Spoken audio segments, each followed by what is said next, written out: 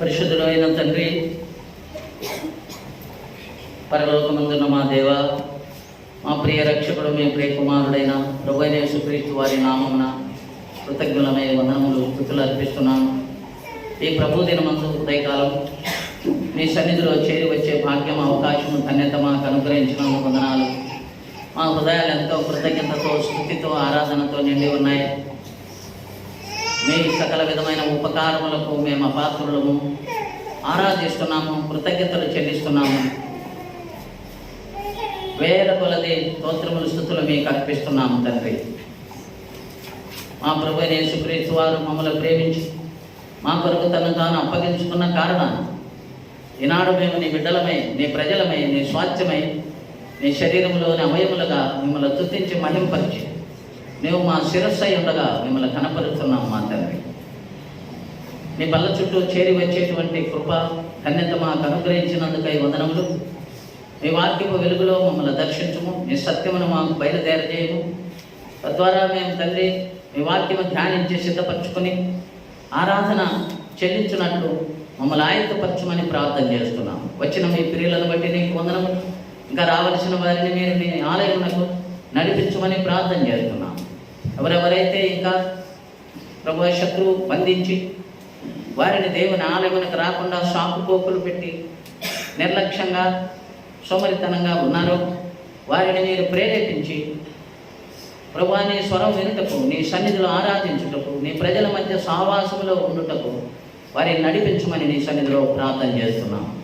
దయగల దేవా, వాక్యము నీ స్వాధీనం ఉంచుకొని నన్ను మమ్మలను మీరు అభిషేకించి తండ్రి నీ సన్నిధి మా దండిగా అనుగ్రహించు మా తండ్రి. 7 దీప స్తంభముల మధ్య సంచరించుతున్న యేసుక్రీస్తు మా మధ్య సంచరించి ఆరిపోయే దీపాలను నూనె పోసి వెలిగించి ప్రకాశమానంగా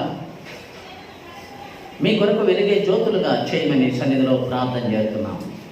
ఈ కాంపౌండ్ చుట్టూ నీ కంచెమేను, నీ రక్త ప్రోక్షణ ఉంచుకొని నీ దూతలను మాకు తోడుగుంచు. శత్రు కార్యములను విశ్వాసంతో బంధిస్తున్నాము. నీ దాసులు నీ ఆత్మాభిషేకం, అధికారం, స్వేచ్ఛ, స్వాతంత్ర్యం ఇచ్చి నీ వాక్యమునకు తండ్రి నిండైన శక్తిని, బలమును అనుగ్రహించి ప్రజలలో కార్యం జరిగించి సంఘము మధ్య నీ నామను మహింపరచుకుని దయచూపమని మా ప్రభువును, మా రక్షకుడైన యేసుక్రీస్తు నామమున స్తుతించి వేడుచున్నాము తండ్రి. ఆమేన్. కూర్చోండి దయచేసి.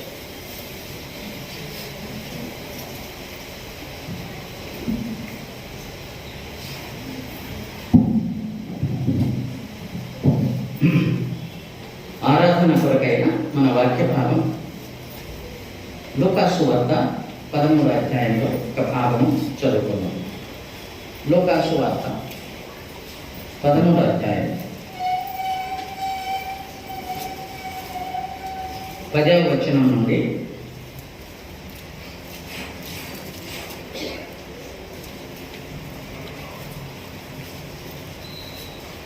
17వ వచనం వరకు చదువుకుందాం. 10 నుంచి 17 వరకు మార్చి చదువుకుందాం. విశ్రాంతి దినమున ఆయన ఒక సమాజ మందిరములో బోధించుచున్నప్పుడు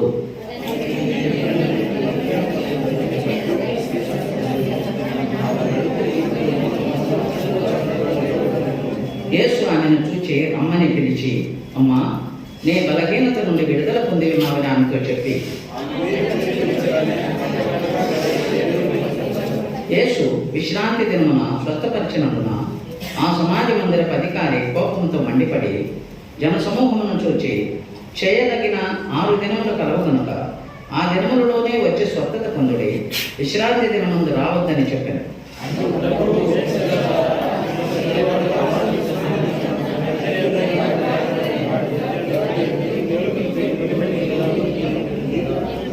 ఇదిగో 18 ఏళ్ల నుండి సాతాను బంధించిన అబ్రహాము కుమార్తె అయిన ఈమెను విశ్రాంతి దినమందు ఈ కట్ట నుండి విడిపింపదగదా అని ఆమెతో చెప్పారు.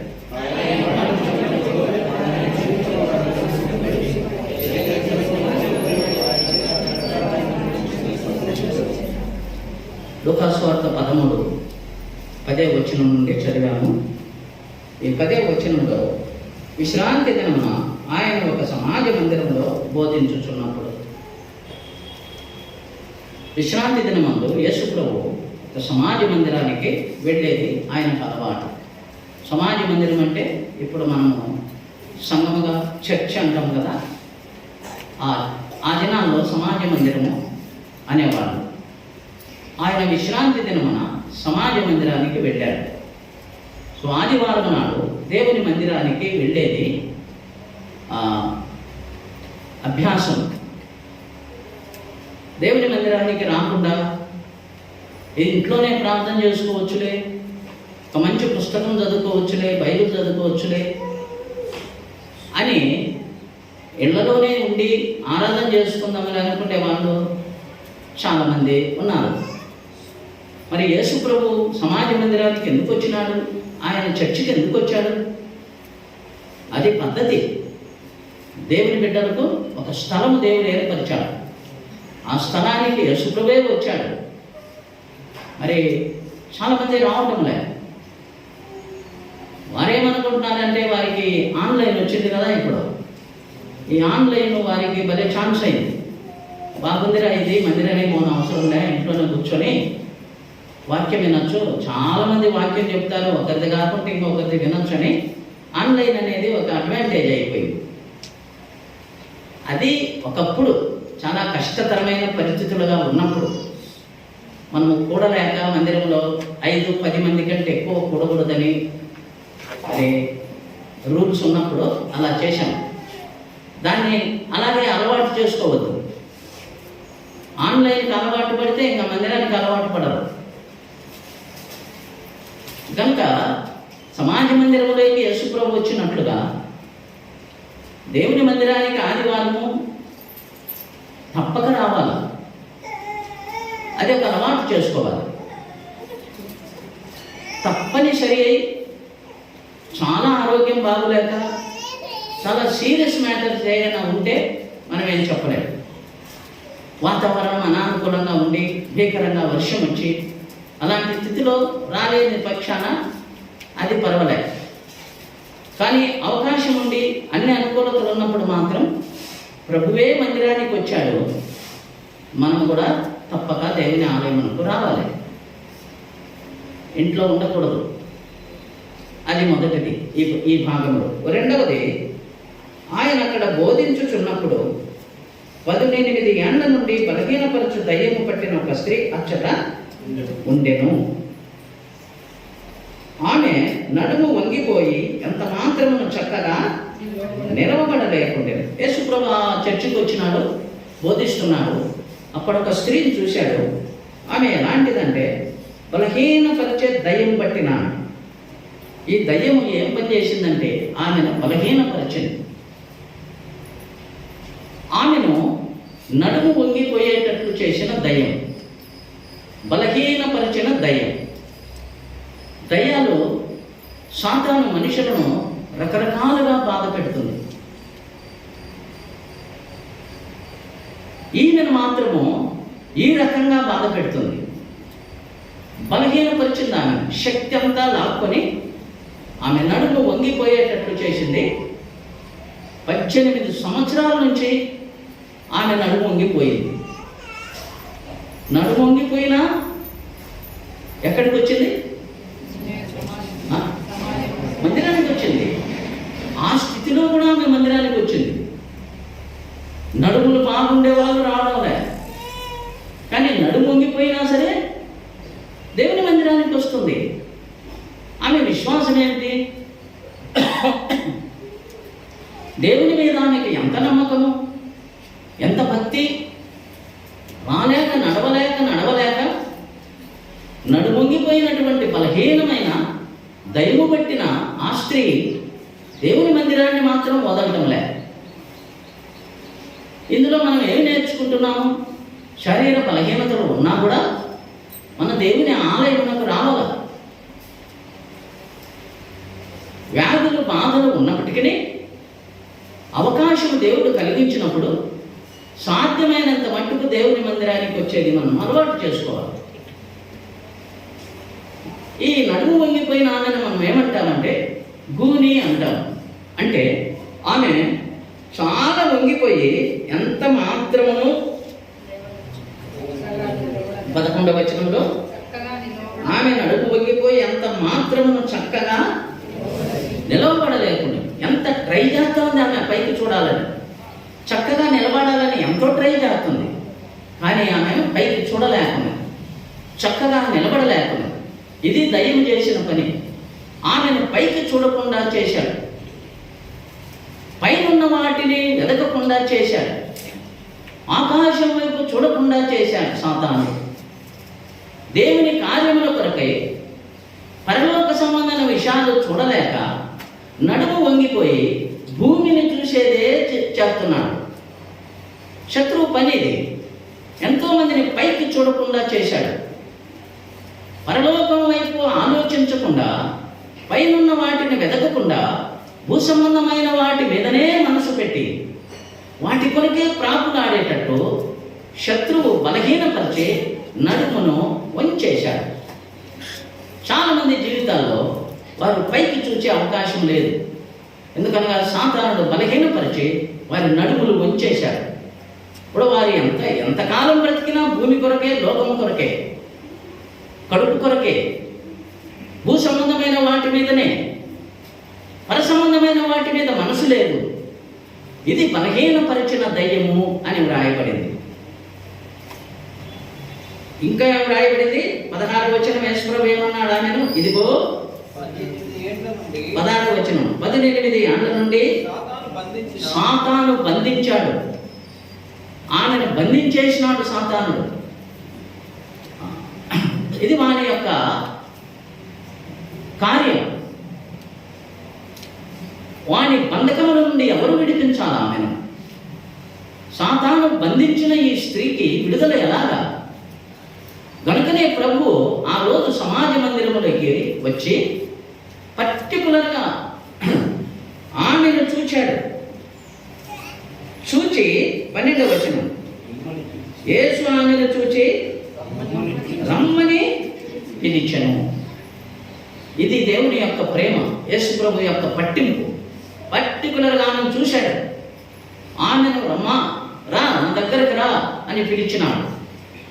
భూ సంబంధమైన కార్యములపైన నడుము వంగిపోయి పైకి చూడకుండా పరసంబంధమైన ఆలోచన లేని వారిని ఆయన పిలుస్తున్నాడు.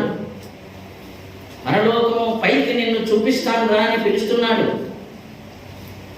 ఎంత మాత్రమును పైకి చూడలేక నడుము వంగిపోయినటువంటి వారిని అనేకులను పిలుస్తున్నాడు ప్రభు. నా దగ్గరకు రా అని చెప్పి పిలిచి, అమ్మా 13వ వచనం, నీ బలహీనత నుండి విడుదల పొంది ఉన్నామని ఆమెతో చెప్పి ఆమె మీద చేతులుంచగానే ఆమె చక్కగా నిలవబడి దేవుని మహిమపరచండి. రమ్మని పిలిచినాడు. ఆమె మీద చేతులుంచినాడు. 2 చేతులు ఆమె తలపైన పెట్టాడు ప్రభు. ఒక మాట అన్నాడు, అమ్మా నీ బలహీనత నుండి విడుదల పొంది ఉన్నావు. ఏదైనా బలహీనత ఉంటే దాని నుండి విడుదల ఇచ్చేవాడు ప్రభు. బలహీనుల దౌర్బల్యమును భరించిన వాడు అని వ్రాయబడింది. బలహీనులను బలపరచువాడు. ఆ బలహీనత నుండి ఆమెకు విడుదలనిచ్చాడు. నీ బలహీనత ఏదైనా సరే ప్రభు నీ బలహీనత నుండి విడుదల ఇచ్చి బలం ఇచ్చేవాడు. ఆమె పైన చేతులుంచి ఆమె మీద చేతులుంచగానే ఆమె ఎట్లా నిలబడింది? చక్కగా నిలబడేను. చూడండి ఎంత అద్భుతం. ఒక్క క్షణంలో ప్రభు ఆయన తలపైన చేతులు పెట్టగానే 18 సంవత్సరాల నుంచి వంగిపోయిన నడుము ఒక్కసారి ఆమెను లేచి నిలబడేది. చక్కగా నిలబడేది. ఈ డాక్టర్ ఎలాంటి డాక్టర్ అయినా ఇలాంటి 18 ఏళ్ల నుంచి నడుము వంగిపోయిన ఒక స్త్రీకి ఆపరేషన్ చేయాలంటే ఎంత టైం పడుతుంది?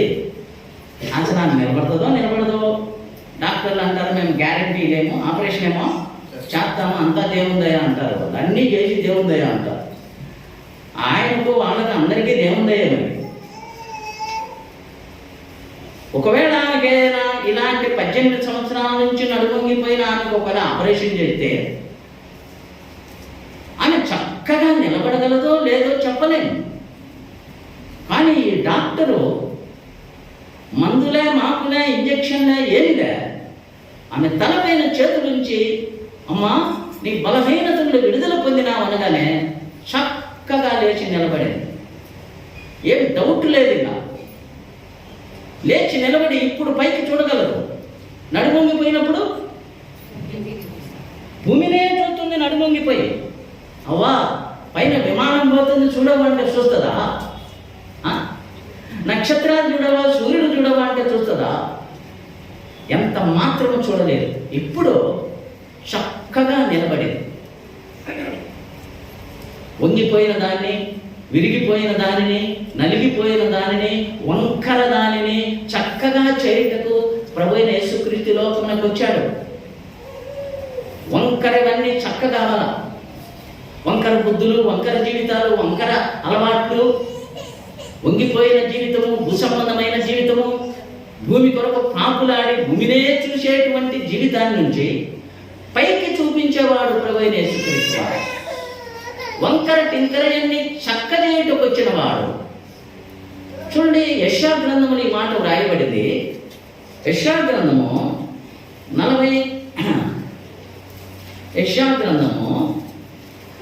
40 అధ్యాయము 4వ వచనం. ప్రతి లోయను ఎత్తు చేయవలెను, ప్రతి పర్వతమును,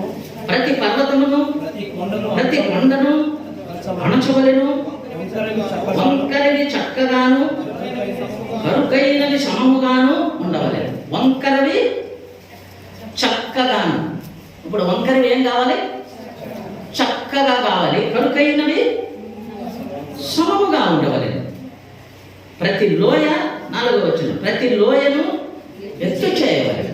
వంగిపోయినది, లోయలో ఉండేది, వంకర టింకర ఉండేది, కరుకైనది, ఇవన్నీ ఎవరు? మనమే. ఎక్కడో లోయలో పడి ఉన్నాం. ఎంతో వంకరతనం ఉంది జీవితంలో, ఎంతో కరుకు జీవితం, కఠినమైన జీవితం, చాలా కరుకైన హృదయం. ఇవన్నీ కూడా చక్క చేయబడాలి. కరుకైనవి నున్నగా కావాలి, వంకరివన్నీ చక్కగా కావాలి, లోయలోటివన్నీ పైకి చూడాలి. ఇది ప్రభువైన యేసుక్రీస్తు వారిని గురించి వ్రాయబడిన ప్రవచనం. ఆయన వచ్చాడు, వంకరివన్నీ చక్కగా చేశాడు. నా వంకరి జీవితం, క్రికెట్ లైఫ్, వంగిపోయిన జీవితం బాగు చేయుటకు ఆయన వచ్చాడు. వంకరిని చక్కగా చేయాలంటే ఎంత కష్టం. ఒక ఇనుపతుంట ఒకవేళ వంకరగా ఉందంటే మనం దానిని చక్కగా చేయలేం, మన శక్తి చాలదు. అందుకని దానిని చక్కగా చేయాలంటే కొలిమిలో పెట్టి బాగా కాల్చి దాగుల మీద పెట్టి సుత్తి దెబ్బలు పడితే కానీ అది చక్కగా రాదు. వంకర దాన్ని చక్కగా చేయటము కంసాలే కొలిమిలో పెట్టి బాగా ఎర్రగా కాల్చి సుత్తి దెబ్బలు కొట్టి దాన్ని చక్కగా చేసినట్టు మన జీవితాలను, వంకర టింకర జీవితాలను ఆయన చక్కగా చేయటకై ఈ లోకానికి వచ్చిన మా పరలోకపు దేవుడు, ఆయనే ప్రభువైన క్రీస్తు. కరుకైనవి సమముగా రావాలి. మన జీవితంలో ఎంతో కరుకుదనం ఉంది, మోటుతనం, చాలా కఠిన హృదయం, లోపడదు, విధేయత చూపదు, ఎవరికి భయపడదు. కరుకైనది అంటే తగిలితే తెగిపోద్ది అన్నమాట. అంత వాడి అంత కరుకుగా ఉంటుంది హృదయం. కొంతమంది మనం పలకరిస్తే చాలు వాళ్ళు మండి పడతారన్నమాట. మంచి చెప్పినా వారికి కుదరదు.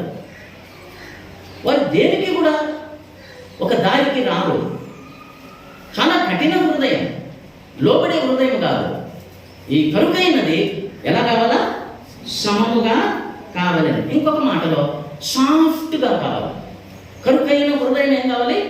మృదువుగా కావాలి. మృదువుగా చేసేవాడే ప్రభు. తన వాక్యంతో, తన ఆత్మతో మాట్లాడి దర్శించి సంధించి కఠిన హృదయములను మార్చువాడు ఆయన. మృదువుగా చేయవాడు, మెత్తగా చేయవాడు. కఠిన హృదయాన్ని వెన్నవలే మృదువుగా చేయవాడు. ఎంతోమంది కఠినాత్ములు, గర్విష్ఠులు, గొప్ప గొప్ప రౌడీలు, నక్సలైట్లు, ఆత్మాహుతి దాడుల్లో ఉన్నవాళ్ళు, కొండలలో ఉన్నవాళ్ళు, రౌడీజంలో ఉన్నవారు, ఆడగాళ్ళు, ఎంతోమంది ఫిలిం స్టార్లు, విలన్లు, రౌడీలు వాక్యం ద్వారా దర్శింపబడే వారి కఠిన హృదయము, వారి గర్వము అణచబడి, వారి కరుకుతనం అంతా నునుపు చేయబడి, పరిశుద్ధాత్మ వారిని మృదువుగా చేసి ఈరోజు రక్షింపబడి సాక్ష్యాన్ని ఇస్తున్నారు. విన్నారా? ఎలాంటి వారు ఎలాగ తయారయ్యారు? ఎంతోమంది ఫిలిం స్టార్లు సాక్ష్యం ఇస్తున్నారు, నక్సలైట్లు సాక్ష్యం ఇస్తున్నారు, రౌడీస్ సాక్ష్యం ఇస్తున్నారు.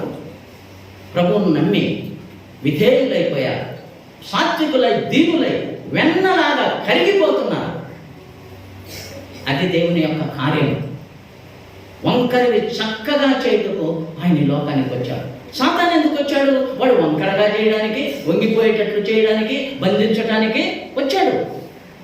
అది చేశాడు ఆమెకు. వాడు పాపమ దట్ పువర్ లేడీ, పాప ఆ స్త్రీ 18 ఏళ్ళు పైకి చూడలేక వంగి వంగి కర్ర పట్టుకొని మందిరానికి వస్తుంది. వంగిపోయినా మందిరానికి వచ్చింది. నీ శరీరంలో ఎన్ని బలహీనతలు ఉన్నా కూడా దేవుని మందిరానికి రా. అక్కడ ఉన్నాడు యేసయ్య, నిన్ను బాగు చేయవా.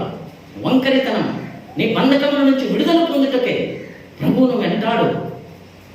కాబట్టి ఈ ప్రభు ఈ బంధించిన సాతాను కట్ల నుండి, వంకరితనం నుండి ఆమెను విడుదల చేయుటకై ఆ సమాజ మందిరంలోకి వచ్చి పర్టికులర్గా ఆమెను దర్శించి ఆమెను బాగు చేశాడు. శత్రువు ఎంత మోసం చేస్తున్నాడు! ఎన్ని సంగతులు నేర్పించి లోక సంగతుల్లో మనుషులను ముంచి వేస్తున్నాడు.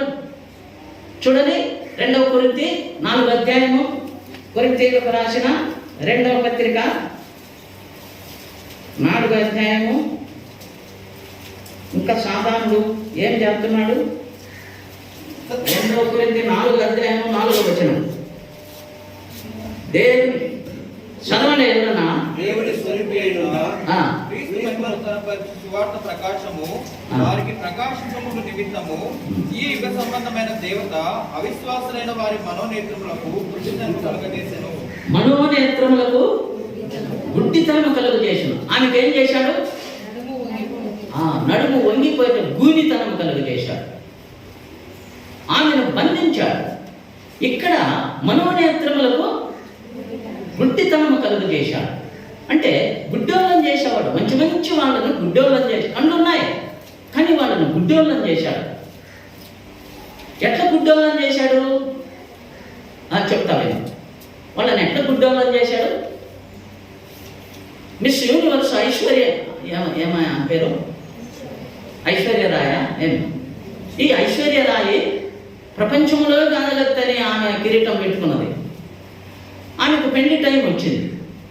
పెళ్లి టైం వచ్చేసరికి ఆమె పెళ్లి కాకముందు ఆమెను ఒక రాగి మానుకు పెళ్లి చేయాలి, చెట్టుకు పెళ్లి చేయాలి.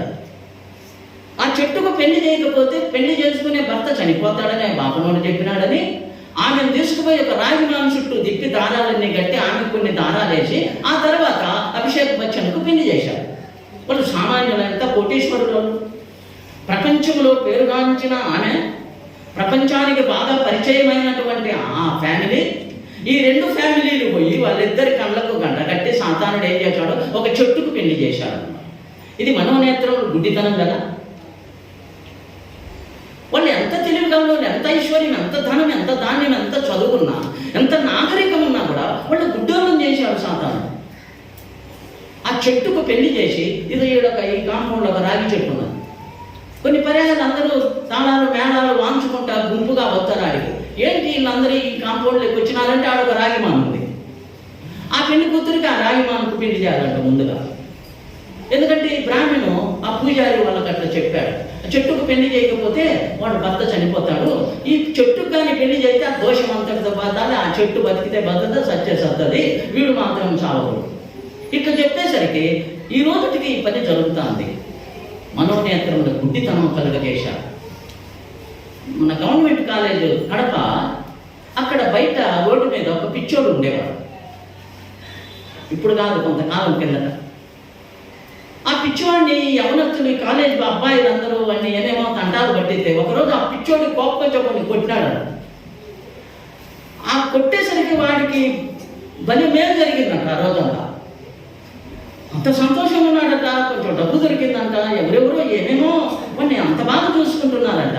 ఏంది ఈరోజు నాకు ఇంత ఏదేదో జరుగుతుంది, మనిషి జరుగుతుంది అని జ్ఞాపకం చేసుకుంటే పిచ్చోడు కొట్టినాడు. అందుకని వాడు అందరికీ చెప్పినాడు, అరే పిచ్చోడు కొట్టినాడురా, అందుకు నాకు ఇంత మేలు జరిగింది అని చెప్పి వాళ్ళందరికీ చెప్తే వీళ్ళందరూ క్యూ కొట్టారు, తాత నన్ను కొట్టు, తాత నన్ను కొట్టు అని పిచ్చోడు కాడిపోతాను. ఆ పిచ్చోడు బలవంతాన వాడిని ఇన్ని కొడితే వీడికి మంచి కాలే వాడికి మంచి కాలే ఇంకొక దెబ్బ కొట్టని ఆయన దగ్గరికి పోతున్నారు. ఇలా ఈ స్టూడెంట్స్, డిగ్రీ చేసే స్టూడెంట్స్, పీజీ చేసే స్టూడెంట్స్ అంతా పిచ్చోడిని నమ్మి కాలేజీ స్వామి అని ఆయన పేరు పెట్టారు. ఎవరికి చెప్పండి? పిచ్చోడికి ఏం పేరు పెట్టారు? కాలేజీ స్వామి అని పేరు పెట్టారు. ఆ తర్వాత కొన్నాళ్ళకి కాలేజీ స్వామి చచ్చిపోయినాడు. పిచ్చోడు చచ్చిపోతేనే వాళ్ళలో 2 గుంపులు తయారైనాయి ఈ స్టూడెంట్స్లో. కడపలో జరిగింది చెప్తున్నా, మీరు కడపలో ఉంటారు, మీకేం తెలియదు.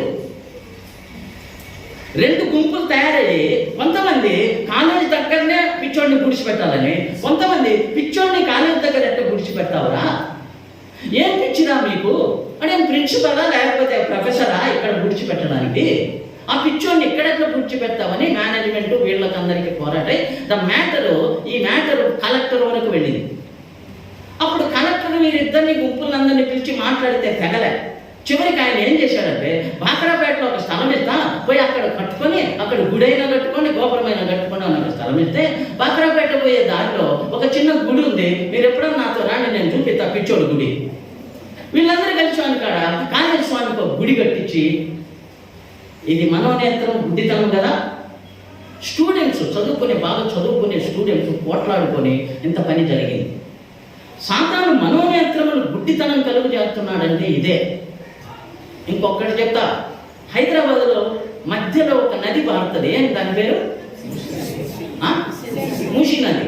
ఆ మూసీ నది పక్కన ఇట్లే ఒక పిచ్చోడు ఉండి వాడు ఏం చేశాడంటే ఒక వ్యాపారస్తుడు ఆ దాన్ని పోతుంటే పిలిచి, ఈ ప్రసాదం ఈ నీళ్లు తాగు, నీ వ్యాపారం బాగా జరుగుతుందనే చేతిలో ఆ మూసీ నది నీళ్లు పోసినాడు బాటల్లో ఉంది. వీడని తాగి తల మీద పోసుకొని పోతే వ్యాపారం దుమ్ము జరిగిందంట. బాగా అద్భుతంగా వ్యాపారం జరిగిందంట. వాడు అందరికీ చెప్పినాడు, అరే స్వామి నీళ్ళు ఇచ్చినాడా, ఆ నీళ్లు తాగినా చూడబ్బా వ్యాపారం చూడు, నాకు అసలు దిక్కు తెలియడం అట్లా వ్యాపారం జరుగుతుందంటే ఈ గొప్ప గొప్ప వ్యాపారస్తులంత బాటలు పట్టుకొని ఆమెను క్యూలో నిలబడినారంటే ఆ పిచ్చోడు కదా. నాకు 2 నీళ్లు పోయి స్వామి, నాకు 2 నీళ్లు. ఏం నీళ్లు? మూసీ నది నీళ్లు బలి ఉంటాయా? ఇది మనోనేత్రములకు గుడ్డితనము కలిగే సాతానుడు ఎంత పని చేస్తున్నాడు. అయితే అలాంటి మూఢనమ్మకాల నుంచి, విగ్రహారాధన నుంచి, ఎలాంటి ఘోరమైన జీవితం నుంచి, మన ఆచారాల పద్ధతులు ఏంటి, కొన్ని జాతుల్లో కొన్ని కులాల్లో వివాహం జరిగిందంటే ఆ వివాహంలో చాలా ప్రాముఖ్యమైనటువంటి ఐటమ్ ఏంటంటే సారాయి. చికెను, మటను, బిర్యానీలు కాదు, ఏంది ముఖ్యమైన ఐటమ్ ఏంది? సారాయి తాగాల, సారాయి పైన పోసుకోవాలి. స్నానం అనమాట, ఊరంతా సారాయి కంపే, అది పెళ్ళేంటి. అలాంటి వారు ప్రభు కృపం వచ్చిందా తీసుకెళ్ళా వాళ్ళమ్మ రాలే, అలా ఆమె అట్లా చేసినా చూడు, కూతురు సాక్ష్యం ఇస్తుంది. సారాయ పండరేగా అదే పెళ్ళి. ఆమె కూతురు ప్రిస్కిల్ల ద్వారా రక్షణలోకి వచ్చింది. వాళ్ళ నాయన రక్షణ పొందినాడు, ఆమె రక్షణ పొందింది.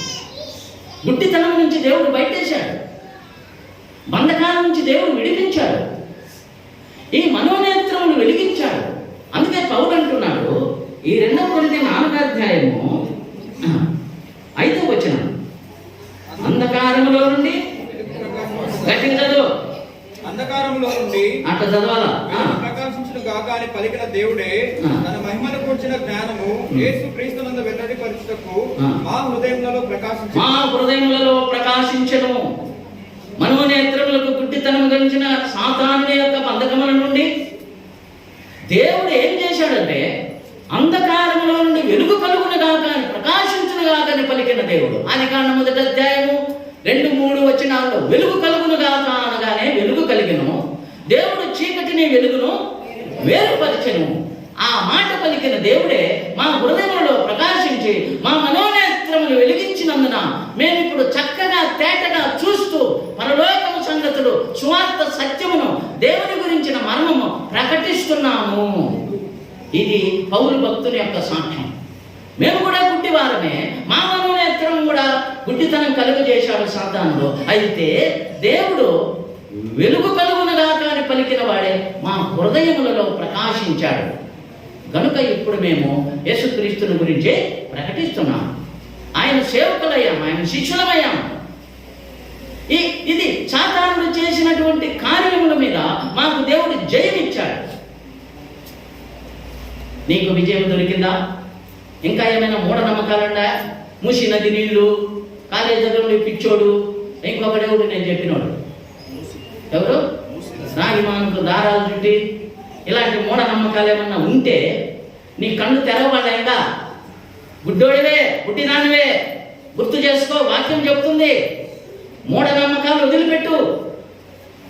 సాతాను బంధకముల నుంచి విడుదలనిచ్చి వంగిపోయిన నడుమును చక్కగా నిలబడేటట్లు చేసేవాడు ప్రభు యేసుక్రీస్తు. వంకర టింకరవన్నీ సమముగా ఉండాలా, కరుకైనవన్నీ మృదువుగా కావాలి. అందుకే యేసయ్య మన జీవితాల్లోకి ప్రవేశించినాడు. ఈ గొప్ప విడుదల ఆయన మనకు అనుగ్రహించినాడు. కనుక ఆ ప్రభువుని, ఆయనను బాగు చేసిన ప్రభువును ఆమె ఏం చేసింది చూడండి. లూకాసు వార్త 13, లూకాసు వార్త 13, 11 వచ్చింది. లూకా 13, 11. అమ్మాయి చదువు త్వరగది. లూకా 13, 11. 13. ఆమె మీద చేతులు ఉంచగానే ఆమె చక్కగా నిలవబడి దేవుని మహిమపరచను. దేవుని మహిమపరచను. చూడండి ఎంత గొప్ప మార్పు వచ్చింది ఆమెలో. ఆమె బాగవగానే చక్కగా నిలబడి ఆమె దేవుని మహిమపరచను. దేవుని స్తుతిస్తున్నది, ఆరాధిస్తున్నది, హల్లెలూయా చెప్తున్నది, ఆనందంతో కేకలేస్తున్నది, ప్రభువుని ఘనపరుస్తున్నది, మహిమపరుస్తున్నది. కాబట్టి ఈనాడు మనకు ఇంత మేలు చేసిన మన ప్రభుని మనం స్తుతించి మహిమపరుద్దాం, దేవుని ఘనపరుద్దాం, దేవుని ఆరాధించుదాం. ఇదే ఆరాధన మన జీవితాల్లో చేసిన గొప్ప మార్పు. మన నడుములు చక్కగా చేశాడు, పైకి చూసేటట్టు చేశాడు. ఆయన మన బంధకాలను తెంచాడు. తర్వాత మన మనోనేత్రములు వెలిగించినాడు. రండి మనం ఒక పాట పాడుకొని ప్రభువును కలిసి స్తుతించి మహిమపడతాం. మనం లేచి ఒక పాట పాడుతాం.